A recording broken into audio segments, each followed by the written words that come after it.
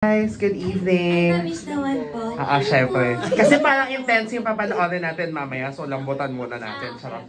Di parang Francine, first question for you, no? Kasi last week na-reveal yung twist, di ba, sa iyong character. Opo. But ano pa yung, well, airing naman na yung episode 6 this Friday, but ano sa tingin mo yung dapat i-expect ng fans mo? Because yun nga, parang walang masyadong nag-expect na ay, may ganun paandar, namatay siya, tas bilang, oops, may nangyari. Expectation kay Sally? Siguro magagandang bagay. Kasi medyo masama rin yung ginawa niya. So, expect nila na isang example din si Sally na lahat ng tao ay deserve ng second chance. Yan.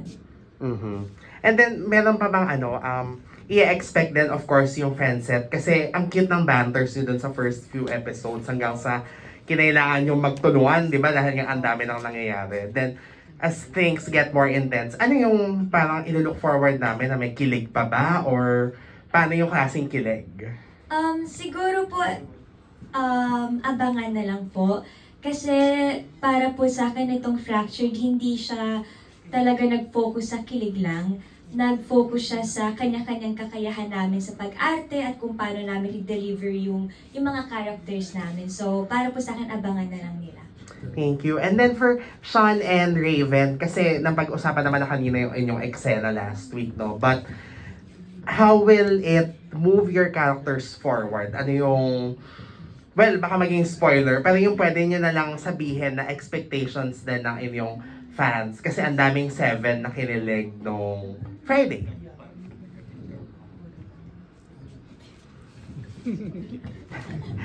Raven, ikaw na mauna. Nga, tulad po sabi ni Chin, more than the kilig factor niya.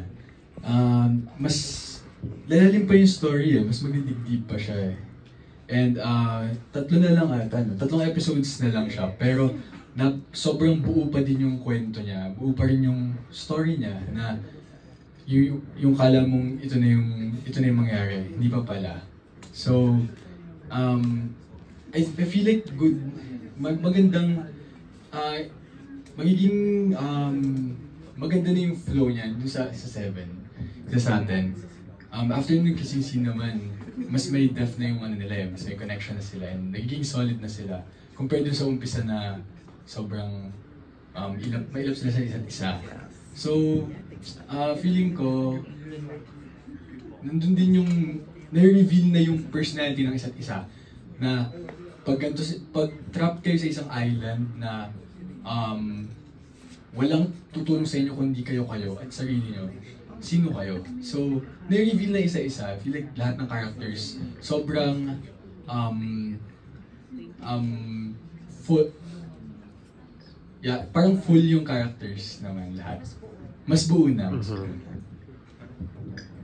Apart po sa sinabi niya, madami pa naman naabangan yung 7 fans, hindi lang sa 7, pero sa buong story talaga. Kasi ngayon pa lang, ngayon pa na-unfold na yung mga twists and turns ng story. Ngayon, lalo ngayong 6, 7, at saka 8. Kaya hindi lang sa story ni Tony at Jello sila maraming aabangan pa, pero sa story nilang lahat, kung ano pa mangyayari po.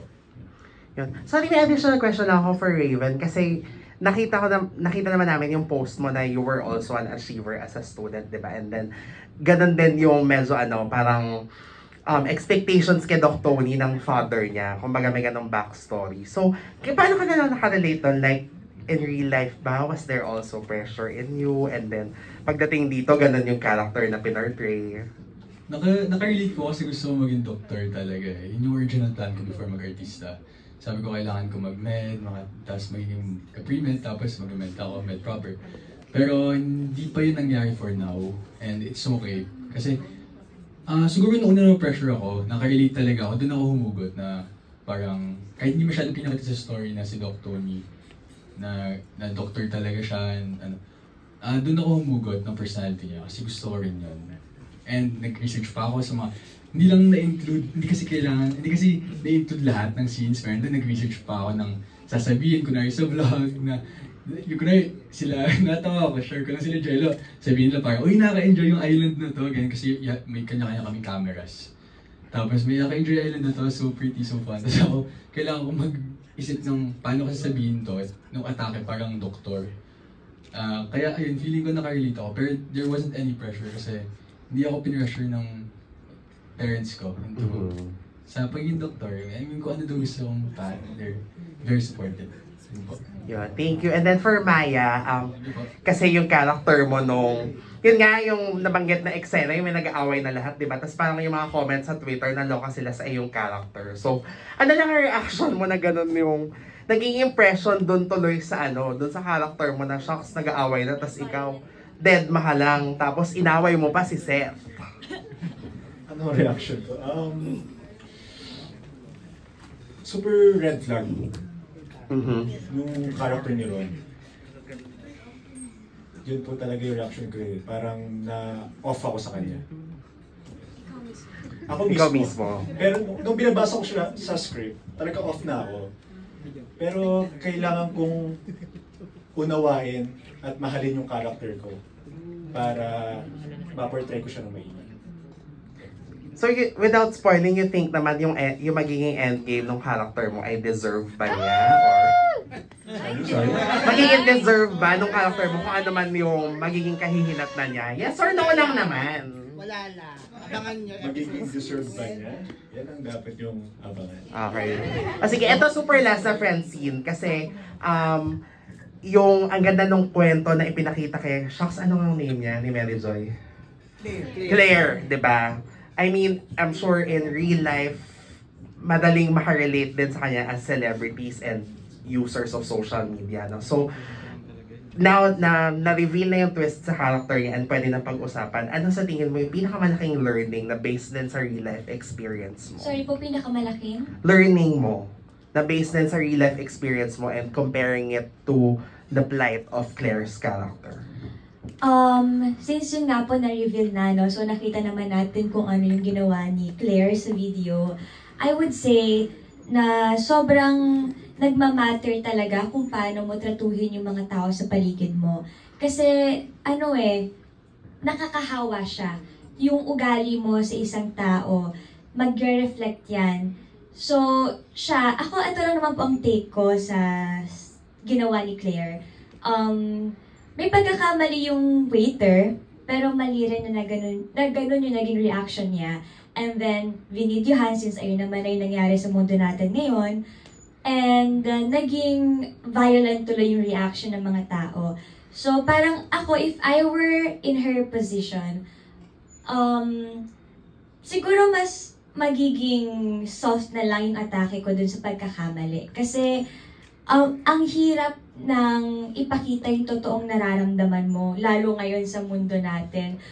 Syempre with social media na ang bilis mahusgahan ng isang tao.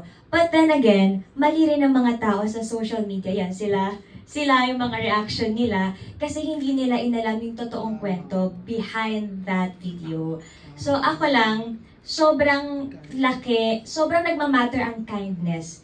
So, kahit na yun nga yung sinasabi nila parate, kahit gaano kakapagod, kahit gaano kalaki yung problemang pinagdadaanan mo ngayon, choose to be kind. Always. Kasi, yun na lang ang nagpapatakbo sa mundo natin ngayon. Sobrang sama na nangyayari. So, alam mo yun, maging isa ka dun sa mga taong nagpapalaganap ng kabutihan. Yun. Thank you so much. Salamat and congratulations.